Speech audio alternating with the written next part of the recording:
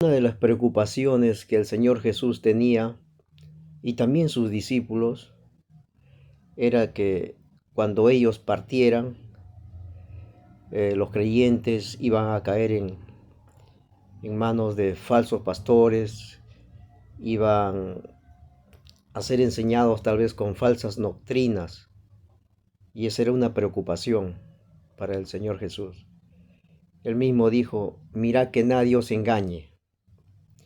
Y el apóstol Pablo dijo: después de mí entrarán entre vosotros lobos rapaces, dando a entender de que efectivamente falsos pastores iban a introducirse en la iglesia para mezclar la verdad con el error. En esta mañana vamos a dar un vistazo al libro de Mateo, capítulo 16.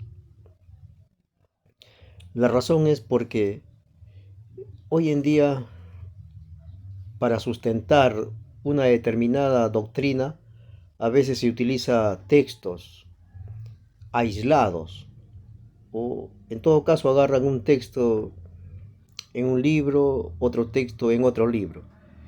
Y este es el caso de la doctrina muy famosa acerca del papado que la Iglesia Católica sostiene.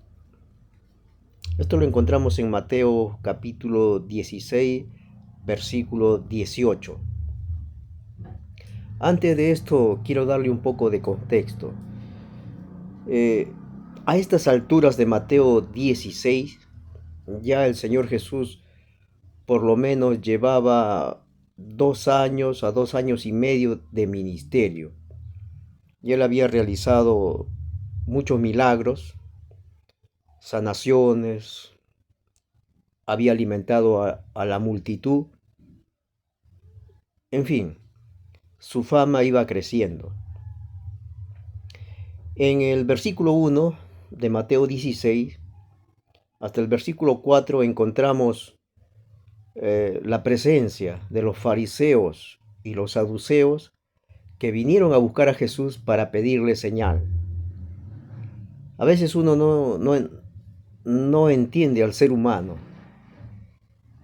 Ellos veían lo que Jesús hacía a la luz del día, hechos portentosos, milagros asombrosos. Sin embargo, aún así querían más señales a ver si él era el Mesías o no. Pero vemos que Jesús no les concedió ese capricho y le dijo que la única señal que se le iba a dar era la señal del profeta Jonás. Ustedes recordarán que Jonás estuvo 3 días en el vientre de un pez, y esto simbolizaba que el Hijo del Hombre, en este caso Jesús, iba a estar 3 días en el corazón de la tierra y al tercer día iba a resucitar. Muy bien, ahí quedó. Jesús se marchó y del versículo 5 al 12 ya encontramos que Jesús le dice a sus discípulos, a sus apóstoles, que se guarden de la levadura de los fariseos. Y en este diálogo los apóstoles estaban preocupados, pensando que Jesús se refería al pan físico, ¿no? Ellos no habían llevado nada. Y Jesús, conociendo sus corazones, le dice: ¿qué pensáis? ¿Que les hablo del pan físico? ¿No se acuerdan que con unos pocos panes una multitud grande fue alimentada? Lo que les estoy diciendo, en otras palabras, es que se cuiden de las enseñanzas de los fariseos. Ese era en realidad lo que Jesús les quería decir a ellos. Muy bien, y en el versículo 13 al 20 encontramos una pregunta que Jesús le hace a sus apóstoles. Primero, como decíamos al iniciar, ya Jesús llevaba 2 años y medio de ministerio, sus hechos habían conmocionado a muchos, ¿no? Muchos le seguían, aunque quizás dudando, otros por interés, otros por fe, que sí creían que era el Mesías, en fin. Entonces Jesús le pregunta a su discípulo, ¿quién dice la gente que soy yo? Y uno responde que eres el profeta Jeremías, eres Juan el Bautista, en fin, ¿no? Y ahora Jesús lanza una pregunta más directa y es hacia sus apóstoles mismos. ¿Y quién dicen ustedes que soy yo? Y como siempre Pedro se adelantó a todos y dijo, tú eres el Cristo, el Hijo del Dios viviente. Y Jesús lo elogia. Bienaventurado es Pedro, pero esto no te lo reveló carne ni sangre, sino mi Padre que está en los cielos. Y ahí viene la famosa declaración, cuando Jesús le dice, tú eres Pedro, y sobre esta roca edificaré mi iglesia. Pero aquí sería bueno detenernos. Aquí se utilizan dos palabras. Petros, por un lado, que en el griego significa una piedra sencilla, pequeña, movible, y la otra palabra es Petra, que equivale a una roca eh, inamovible, ¿no? Algo más pesado. Entonces muchos creen que Jesús, cuando le dice que sobre esta roca edificaré mi iglesia, se está refiriendo a Pedro. Pero en todo caso Jesús no hubiera utilizado dos palabras diferentes, ¿no? Le hubiera dicho, mira, tú eres Pedro y sobre ti voy a fundar mi iglesia. Y se acabó, más claro y directo. Pero Jesús utilizó otra palabra, en este caso Petra, que vuelvo a repetir significa una roca estable, un cimiento, algo que no se puede mover. Y es lógico porque imaginen ustedes que si Jesús hubiera fundado su iglesia sobre un ser humano, somos a veces llevados como una hoja que se lleva el viento. No podríamos ser un cimiento de tanta responsabilidad. Inclusive unos versículos más adelante, ¿no? El Señor Jesús le da una reprimenda a Pedro. En fin, sin embargo, como decíamos al principio, cuando alguien quiere eh, torcer las escrituras, definitivamente se va a agarrar algún texto y va a utilizar un pretexto para decir que esto significa tal cosa. Hasta el versículo 20 hemos visto que el Señor Jesús no tiene otra intención que solamente saber qué era lo que la gente decía acerca de él. Aquí no vemos a Jesús que tiene una intención de formar alguna institución jerárquica con algún apóstol a la cabeza. No vemos absolutamente nada. Inclusive en el versículo 20 termina diciendo que no le digan a nadie de que él era el Cristo. ¿Se dan cuenta? Si Jesús hubiera querido formar una institución ahí, le hubieran dicho, ¿saben qué?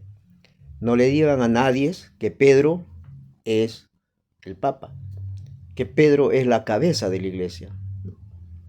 Pero Jesús no dijo eso. Jesús dijo, no digan a nadie que Él era el Cristo. De manera que vemos que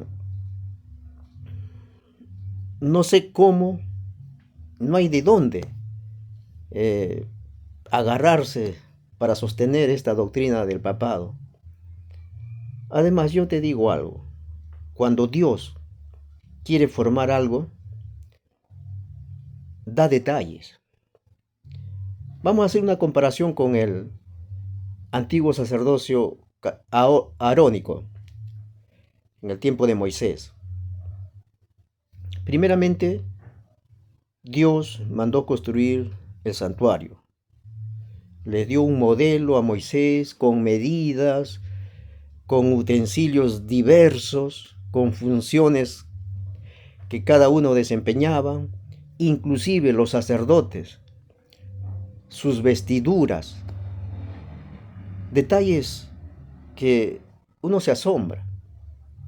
Ahora yo te pregunto, y olvidaba decirte una cosa, y este servicio en el santuario era muy sagrado. Cualquiera no podía entrar al santuario, ni al lugar santo, ni al lugar santísimo. Inclusive los sacerdotes mismos tenían que estar consagrados, porque cualquier descuido, cualquier irreverencia, eran castigados por Dios mismo, y a veces hasta con la muerte. ¿Recuerdan a los hijos de Aarón? Entonces, volvamos a Mateo. Aquí no vemos en ningún momento que Jesús le dice, mira Pedro, tú en este momento has sido elegido como el, eh, el jefe de esta institución que voy a formar. Y desde aquí te voy diciendo de que vayas, construyas un santuario con tales medidas, aparte que te escojas a unos sacerdotes que sus vestiduras van a ser de tal manera. Está lejos, no encontramos nada, ningún indicio. No vemos de que Jesús haya pensado eso, de formar algo. Definitivamente no. El objetivo era entonces que Jesús quería saber qué es lo que la gente decía acerca de él.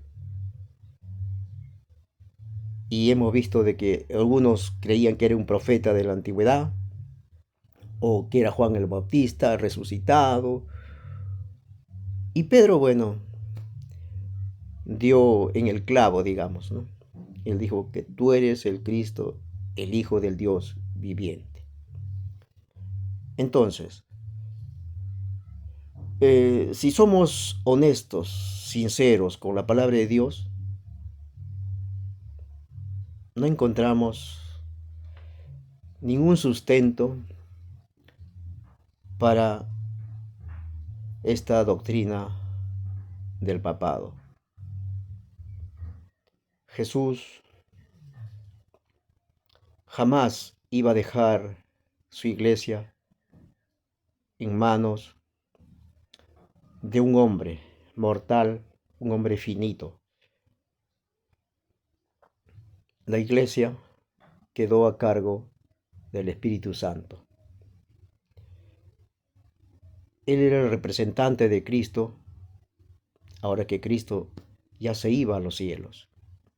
Por lo tanto, yo les invito a leer la palabra de Dios y saquen sus conclusiones ustedes mismos. Por sentido común, vamos a darnos cuenta lo que realmente los textos bíblicos dicen. Y siempre es bueno leer el contexto, ¿no? Antes y después, para ver de qué se está refiriendo. Entonces, en Mateo 16, del 1 al 20, no encontramos absolutamente nada con respecto a que Jesús haya tenido una intención de formar alguna organización jerárquica con algún apóstol a la cabeza. No. Lo que Jesús quería saber era simplemente qué es lo que decía la multitud de Jesús. Y Pedro dio la respuesta. Hoy en día también esta pregunta suena en los aires, a nuestros oídos, a toda la gente, a toda la multitud, ¿quién dicen, quién dices que soy yo? Algunos podrán decir un gran hombre en la historia, nada más. Otros eh, creen que Jesús no existió. En fin, vamos a encontrar diferentes respuestas. Pero déjame decirte una cosa. Las respuestas un día tendrán mucho peso. ¿Qué tal si respondemos igual que Pedro y decimos, tú eres el Cristo, el Hijo del Dios viviente? Esta mañana quise tocar esta doctrina y poco a poco iremos tocando algunas doctrinas importantes de la Biblia acerca, por ejemplo, de la segunda venida. ¿Cómo será? Hay algunos que piensan que la venida de Jesús será invisible, otros inclusive que ya Jesús vino y que estamos esperando algo que nunca va a ocurrir. Pero qué mejor escuchar de los labios de Jesús que nos diga cómo va a venir. Y eso lo vamos a encontrar en la palabra de Dios. Hay temas muy importantes, temas como el estado de los muertos y un tema que siempre se escucha por las redes es acerca de la salvación se pierde o no se pierde. Y aparentemente hay muchos textos que pareciera que dijeran lo que sostienen muchos, pero al volver a leer nos damos cuenta de que no es así. Yo te invito a que juntos podamos recorrer las páginas de la Biblia y, y quizás tú puedes decir, no, hay que ser teólogo para poder entender la palabra de Dios. Yo te digo de que no. La palabra de Dios es sencilla, es clara. Quizás hay profecías, muy bien. Quizás hay que recurrir a la historia, está bien. Eh, a los aspectos culturales también. Pero déjame decirte de que matar, por ejemplo, lo entienden en todo el mundo y en todas culturas. Sabemos que es mal. Mentir igual. Jesús enseñó de dos caminos, por ejemplo. El camino ancho que nos lleva a la perdición y el camino angosto que nos lleva a la salvación. ¿Se necesita teología para comprender eso? Claro que no. Vuelvo a repetir. eh, Hay temas difíciles que nos puede costar un poco más de estudio, de tiempo. Esto es las profecías, por ejemplo, ¿no? De Apocalipsis o el libro de Daniel. Hay que recurrir a otras ayudas para poder encontrar una respuesta. Pero todo se puede. Simplemente hay que leer, buscar, indagar y al que busca, encuentra. Esta mañana quiero decirte que Dios te bendiga y que es tiempo que tomes la palabra de Dios y la leas. El tiempo ha avanzado, dice la Biblia, la ciencia aumentará, la maldad aumentará, el amor de muchos se enfriará. Y si tú echas un vistazo al mundo en general, ¿qué encuentras? ¿Son ciertas las palabras del Señor Jesús? Hoy en día no hay respeto ya por la vida, por cualquier cosa te matan. Estamos llegando a un tiempo que si Dios, si Cristo no actúa, ¿qué será de la humanidad? Ha crecido tanto el mal que parece imposible humanamente que el bien o la justicia que el hombre pueda tener pueda controlar toda esta maldad que existe, no solamente en el país del cual somos, sino a nivel mundial. Guerras, por diferentes motivos, en fin. Te invito para un próximo video que estaremos tocando otro tema. Que Dios te bendiga. Nos encontraremos pronto.